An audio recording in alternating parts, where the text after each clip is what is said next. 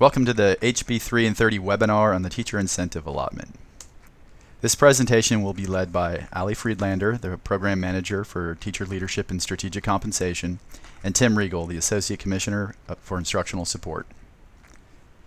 This webinar is part of the HB 3 and 30 series and will focus on the sections of the bill related to the Teacher Incentive Allotment and the Local Optional Teacher Designation System. We will cover the funding related to the Teacher Incentive Allotment, describe the Local Optional Teacher Designation System, the general approval process, and then wrap up with a timeline and next steps. We are going to start our presentation with an overview of the teacher compensation increases in HB 3, some of the recommendations from the Texas Commission on Public School Finance, and key points related to the Teacher Incentive Allotment. There were three sections of House Bill 3 that addressed teacher compensation. First, HB 3 increased the state minimum salary schedule by $5,500 to $9,000 per year of service.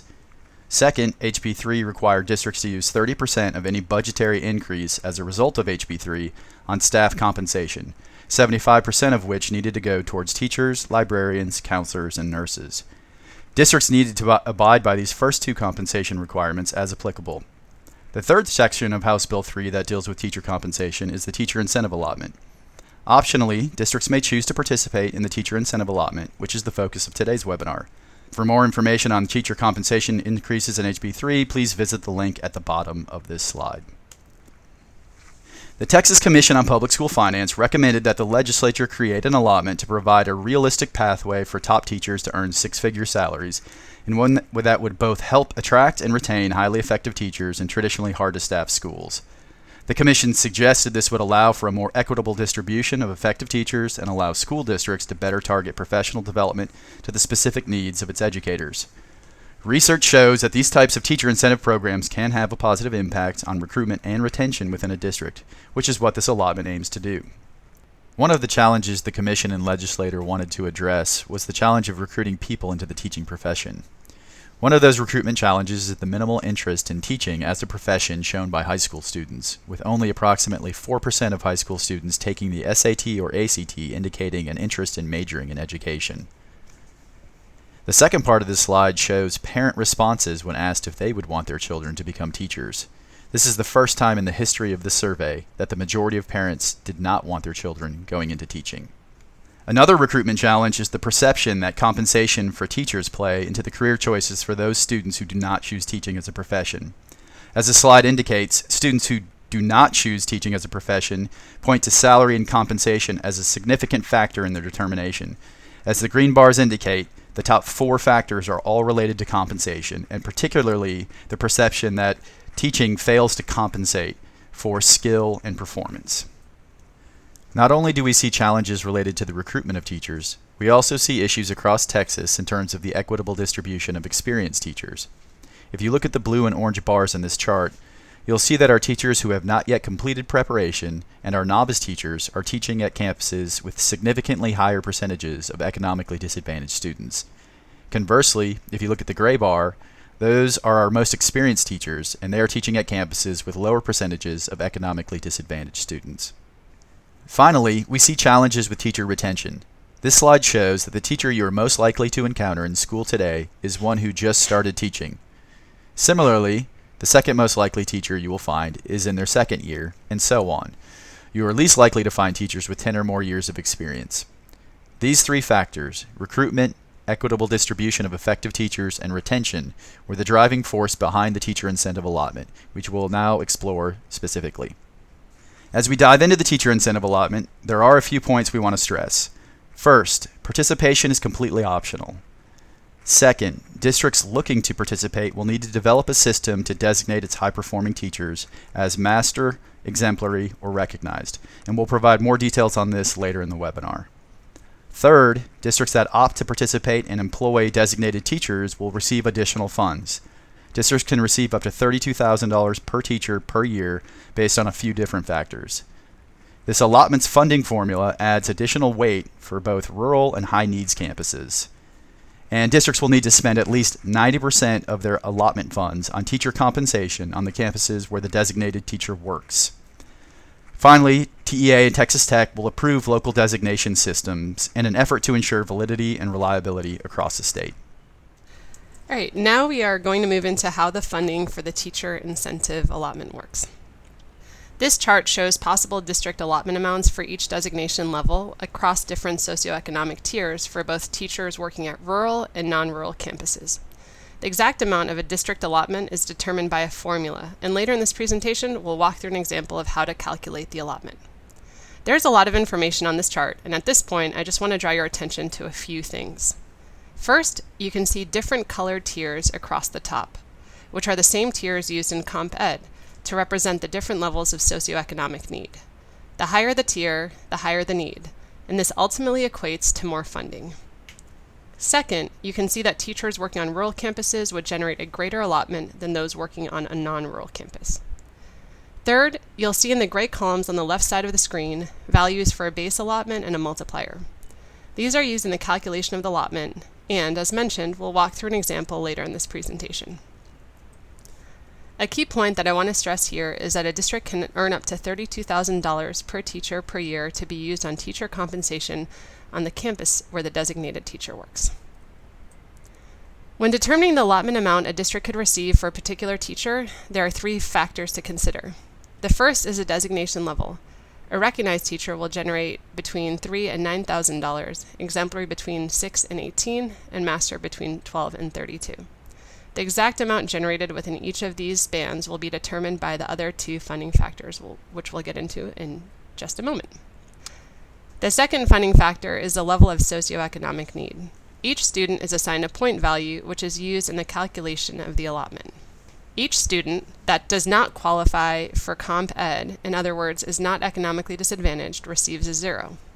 Each student qualifying for Comp Ed receives a point value of 0.5, 1, 2, 3, or 4 from least to greatest level of socioeconomic need. Each point value has a corresponding tier, which you can see on this colored chart. The key takeaway here is the higher the level of socioeconomic need, the higher the point value. This creates a weight in the funding calculation. The third funding factor is whether the campus is designated as rural. Each student enrolled at a campus classified as rural is assigned a point value 2 tiers higher than their assigned Comp Ed tier. For example, a student that is not economically disadvantaged, in other words, does not qualify for Comp Ed, would receive a 2-tier bump, putting them at Tier 2 with a corresponding point value of 1. Or, a student in Tier 1 moves 2 tiers up to Tier 3 with a corresponding point value of 2. Later in this presentation, we'll walk through a step-by-step example of how to calculate an allotment. However, at this point, we wanted to share an example of how these three funding factors come together. First, let's say that we have a master teacher who is working on a campus where 80% of the students are economically disadvantaged. If we take a closer look at that 80% of students, you will see that 20% are in Tier 2, 20% in Tier 3, 20% in Tier 4, and 20% in Tier 5. In this example, this teacher works on a campus that is not rural. Based on these three funding factors, the district would receive $22,000 because it employs this teacher on this particular campus. As a reminder, 90% of the funds would have to be used on teacher compensation on the campus where the designated teacher works. Now we are going to walk through an example where 2 of the 3 funding factors are the same as in the previous example. Here, we are looking at a master teacher who works on a campus that is 80% economically disadvantaged. In this example, there's the same distribution of students across the different socioeconomic tiers. However, the one difference is that this teacher works on a rural campus. Given this, each student would receive a 2-tier bump. So now you see 0% of students are not economically disadvantaged, 0% are in Tier 1, 20% are in Tier 2, 0% are in Tier 3, 20% are in Tier 4, and 60% are in Tier 5. This tier increase ultimately creates a greater weight in the funding formula. Because the campus employs this master teacher at this rural campus, the district would receive $28,000 per year. Given that teachers, district leadership, and other individuals will be interested in seeing how the allotment amounts differ across different schools within a community or across the state of Texas, there will be a website available to check allotment amounts available at each Texas school. Teachers looking to move schools or districts could consult this website to see how much a designation at a particular campus generates for that district. Teachers would also want to understand how a particular district uses 90% of its teacher incentive allotment funds to better understand how much they could ultimately take home at the end of the day because of their designation. District leadership could also consult this website to see what different designations would generate at campuses across their community. This could help the district develop strategic staffing plans to ensure an equitable distribution of highly effective teachers. This website will be updated annually and will provide a downloadable list of yearly funding available per campus. One question we are frequently asked is, how are rural schools defined? The Teacher Incentive Allotment defines rural in two ways. First, a campus located in an area not designated as an urbanized area or urban cluster by the U.S. Census Bureau and in a district with fewer than 5,000 enrolled students, or a campus designated as rural under rules adopted by the Commissioner. TEA has created a preliminary list of districts that could qualify as rural for the Teacher Incentive Allotment. You can download that Excel file with the website listed on this slide. Once rules are adopted, TEA will finalize and post an official list of campuses qualifying as rural at the website on this slide. We are now going to talk through the local optional teacher designation system, which describes the designation system to be used in the Teacher Incentive Allotment. The local optional teacher designation system is driven by the district, and the district's main role is to develop or identify a designation system it would like to use. We'll describe certain requirements of those systems later, but we wanted to stress that there is local flexibility here. The state's main role is to approve the district's system based on its validity and reliability. Once approved, the agency will conduct periodic evaluations of the district's system to ensure the system fidelity remains intact over the course of time. Here we want to clarify what the state will and won't do. The state will not develop a local designation system for districts, and the state will not designate individual teachers. The state will approve local designation systems based on statewide standards. Once a local optional teacher designation system is approved, the district will designate its teachers as recognized, exemplary, or master. One additional way a teacher can earn a designation is to become nationally board certified. Teachers with national board certification will automatically earn a recognized designation, regardless of whether the district in which the teacher works has developed its own designation system. As the gray box in the bottom right corner indicates, the designation is added to a teacher's SPEC certificate and is valid for 5 years. There will be more information provided at a future date regarding the designation renewal process. The National Board for Professional Teaching Standards offers certificates in 25 areas across 16 subjects from pre-K to 12th grade, and is applicable to most teachers. For more information about National Board and the process for achieving certification, you can visit www.nbpts.org as linked at the top of this slide. One frequently asked question we get is, are only certified teachers eligible to earn a designation? And the answer is yes, only certified teachers are eligible to earn a designation, and this would include intern, probationary, and standard certificates. Please don't confuse that with contract types, probationary, continuing term. This just refers to the certificate status of the teacher in question. Another frequently asked question we get is if a teacher's designation is tied to a particular grade level or content area. The answer is no. The master, exemplary, and recognized designations are not tied to a particular grade level or content area. Designations apply to the teacher, not the teaching assignment. So a teacher could earn a designation while teaching out of field. For example, a teacher that might have an 812 ELA certification and earns a designation while teaching 9th grade ELA 1 and then moves to teach 11th grade U.S. history, that teacher's designation is still valid even for the 11th grade U.S. history assignment. As mentioned previously, there will be statewide standards that districts will use to designate its teachers so that there will be consistency around Texas for what it means to be a master, exemplary, or recognized teacher. Some elements of the standards will include high impact actions teachers take at each designation level, and a description of the impact they have on student performance.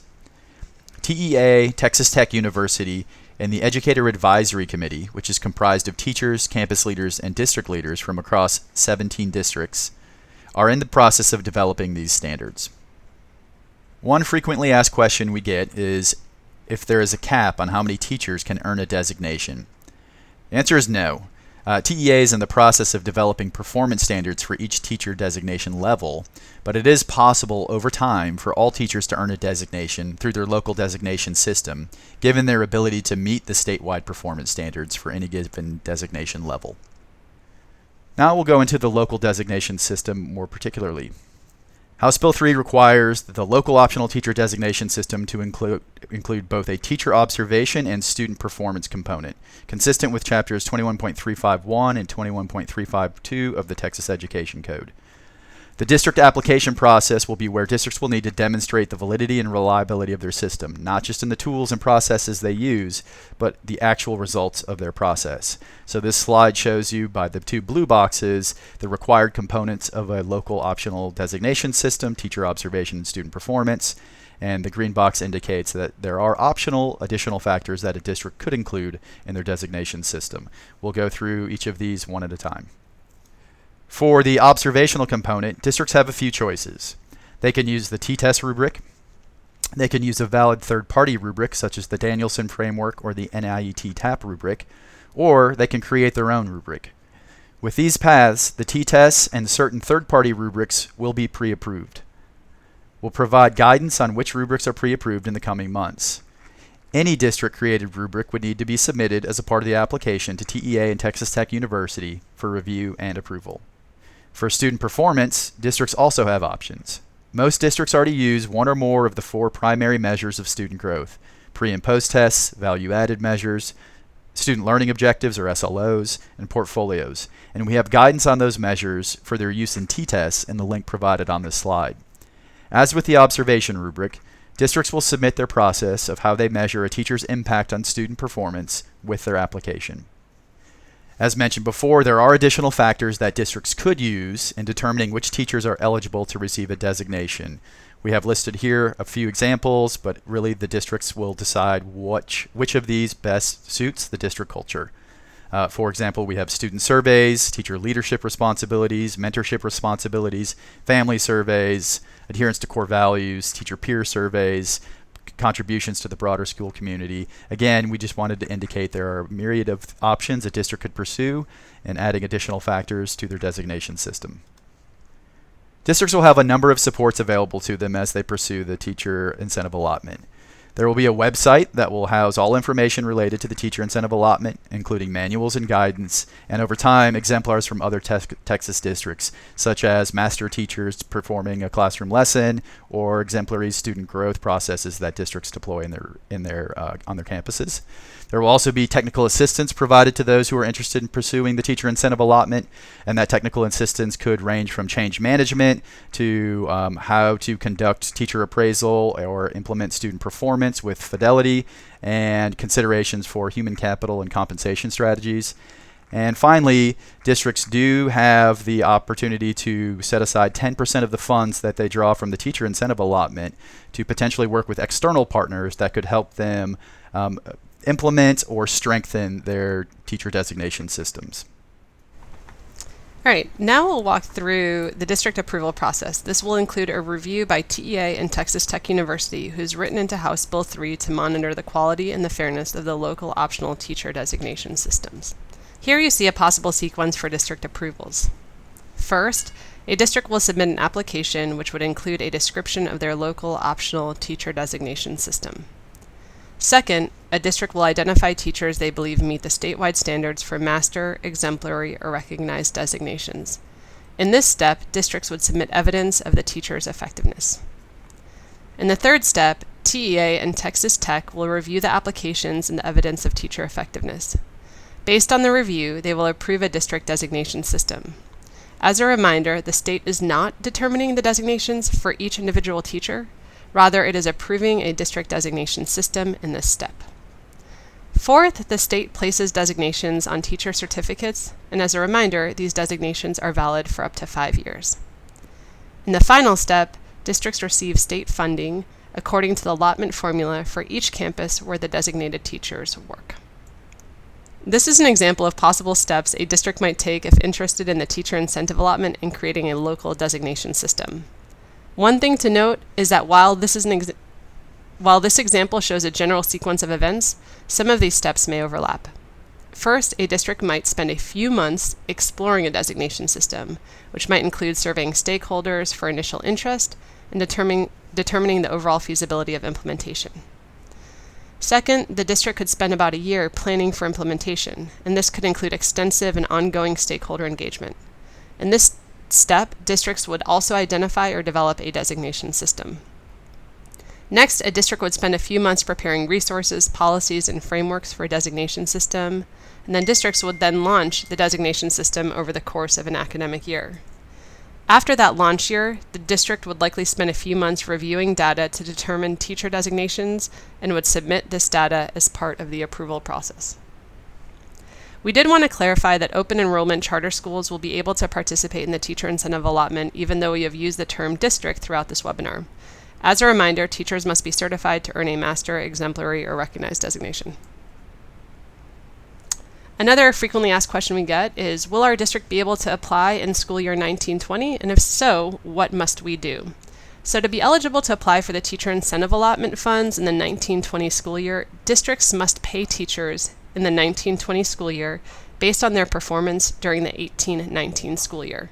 And if you've not yet been in contact with our staff here on the teacher incentive allotment, please get in contact as soon as possible, and there's an email address provided at the bottom of the screen. As mentioned earlier in this presentation, we wanted to include an example of how to calculate an allotment, and we'll walk through an example now. Statute includes a formula which is used to determine the teacher incentive allotment amounts. The variables in this formula include a base designation for each designation level, multipliers for each designation level, and student point values, which we discussed earlier in the presentation. The district's allotment per teacher is calculated using the formula here. Basically, the allotment equals the base plus a multiplier times the average student point value. Now we are going to look at an example of how to calculate an allotment. For this example, let's assume 100 students are on a campus where one master teacher works. 80 of the students are economically disadvantaged and 20 are not economically disadvantaged. Those 20 students that are not economically disadvantaged are assigned a point value of 0. 20 of the students are in Tier 2 and are assigned a point value of 1. 20 of the students are in Tier 3 and assigned a point value of 2. 20 of the students are in Tier 4 and assigned a point value of 3. And 20 of the students are in Tier 5 and assigned a point value of 4. One thing to note here is that on this campus, there are no students that fall into the Tier 1 group. So now to walk through the steps for this calculation. So step 1 would be to determine the 3 funding factors for this teacher. That would be the designation level, the rural status, and look at the socioeconomic levels. So in this example, we're working with a master teacher on a non-rural campus where 80% of the students are economically disadvantaged. Step 2, you determine the percentage of students receiving each point value in their corresponding tiers. So here we see 20% of students receiving 1 point, 20% 2 points, 20% 3 points, 20% 4 points, and 20% 0 points. In step 3, you'd calculate the average of the student point values, and when we calculate the average, we have 2.0. Step 4, you'd reference the base amount and multipliers, and this could be found on the preceding slides. So we see the base amount for a master teacher is $12,000, and the multiplier for a master teacher is $5,000. Then we'd use that funding formula to calculate the allotment per teacher. So again, the allotment equals the base amount plus the average student point value multiplied by the multiplier. So here you see that the district would receive $22,000 because they employ this teacher at this particular campus. Now we are going to walk through an example to calculate a rural allotment. Again, we're going to assume that there are 100 students on a campus, but this is going to be a rural campus that employs one master teacher. The student socioeconomic levels are exactly the same as in the example that we just walked through. However, we need to add 2 tiers in the corresponding point values because each one of these students attends a rural school. So those students that did not have a tier assignment will be bumped up 2 tiers to Tier 2, and instead of receiving a 0 point value, are now going to receive a point value of 1. When we make this adjustment, when we add the 2 tiers and the corresponding point values for each one of these students, you'll see that 20 students are in Tier 4, 60 students are in Tier 5, and 20 students are in Tier 2. Now we're going to actually walk through the calculation for this one master teacher on a rural campus. So first, we're going to determine the 3 funding factors for this teacher. We've got a master teacher on a rural campus where 80% of the students are economically disadvantaged. Step 2, we actually just completed. So we would add 2 tiers and the corresponding point values to each student. All the students that were in Tier 2 are now in Tier 4. Those in Tiers 3, 4, and 5 are now in Tier 5. And those that did not have a tier assignment are now in Tier 2. In Step 3, we determine the percentage of students receiving each point value in their corresponding tiers. So 20% of the students would receive 3 points, 60% 4 points, and 20% 1 point. Next, we'd calculate the average of the student point values, and that would give us an average student point value of 3.2. Next, we'd reference the base amount in multipliers for master teachers. So the master teacher base would be $12,000, and the master multiplier would be $5,000. And then again, we'd use the funding formula to calculate the allotment per teacher. Here we'd see that the district would receive $28,000 because they employ this teacher at this rural campus. Now let's walk through a campus calculation example. So let's say there are 35 teachers on a particular campus. And out of those 35 teachers, there are 4 recognized teachers, 3 exemplary teachers, and 2 master teachers. For those recognized teachers, each one of them would generate $6,000, so the district would receive $24,000 total for these 4 recognized teachers. Each of the exemplary teachers would generate $12,000, which would equal a total of $36,000 for these exemplary teachers, and we'd have a total of $44,000 for these 2 master teachers. That essentially gives a total of $104,000. The district would receive this amount because they employ these teachers at this particular campus. Next, we would like to share some information about the fee and reimbursement structure for the Teacher Incentive Allotment. Districts will pay a fee for their application and a fee per teacher they designate. However, once the district's local designation system is approved, these districts will receive a reimbursement for the fees paid to the state. The state will also reimburse fees paid to the National Board for Professional Teaching Standards for earning National Board certification. And TEA will issue more specifics on fee structure and reimbursements later in the spring, but we did want to make you aware that fees and reimbursements will be a part of the process. Next, we're going to go into spending requirements. As mentioned throughout this presentation, districts must use at least 90% of their TIA funds on teacher compensation on the campuses where the designated teacher works. If a teacher moves to a new district, the money follows the teacher to the new district, regardless of whether the new district has an approved designation system in place.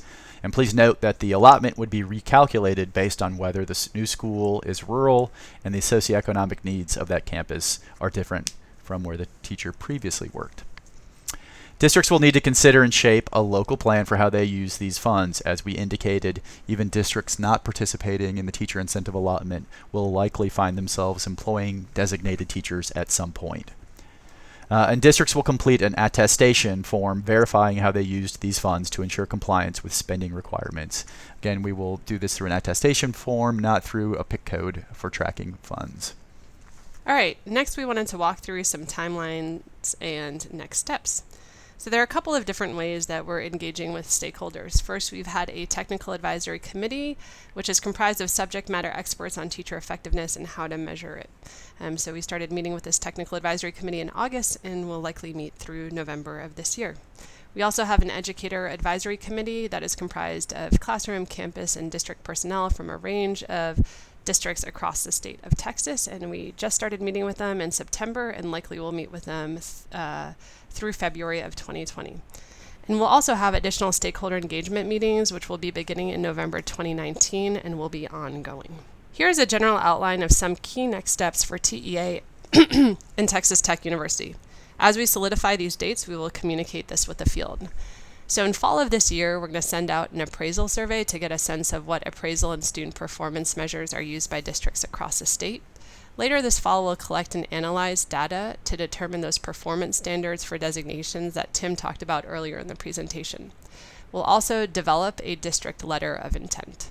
This winter, we'll publish the Teacher Incentive Allotment website. We'll develop a district application, we'll draft rules, and we'll also post that letter of intent so districts can indicate whether they intend on applying this year. In spring of 2020, we'll post rules for public comment. We'll also post the application for districts and review and respond to public comment on rules. And this summer, we'll be reviewing and approving the first round of applications in partnership with Texas Tech University. Next fall is when payout would happen to districts that have approved designation systems in place. Now, as you can see on the bottom of this screen, we'll be engaging with stakeholders throughout this process. Continue to stay up to date on House Bill 3 by going to our website and sending questions to our HB3 info email inbox. So thank you very much for your time, and please stay in contact with any questions that you may have.